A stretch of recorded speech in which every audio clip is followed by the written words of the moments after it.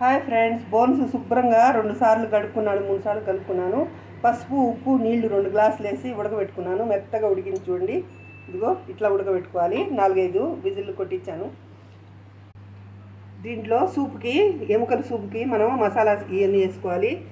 జాజికాయ, లవంగం, మిరియాలు, యాలకులు, చెక్క, ఇది జాజికాయ పువ్వు, అంతే. వెజల్లో నూనె పోసుకున్నాము. ఉల్లిపాయలు వేసుకున్నాము. 2 టేబుల్ స్పూన్ అల్లం వెల్లుల్లి పేస్ట్ వేసేద్దాము. వేయించేసుకున్నాము. ఆ ముద్ద వేసేసుకుంటాము. గరం మసాలా ముద్ద బాగా వేసేసుకున్నాము. 2 చెంచాల మసాలా కారం, ఉప్పు వేసుకున్నాం. ముందు ఉప్పు వేస్తుంది, చూసేసుకోవాలి. ఈ ఉడికిన ముక్కలు దీంట్లో వేసేయాలి.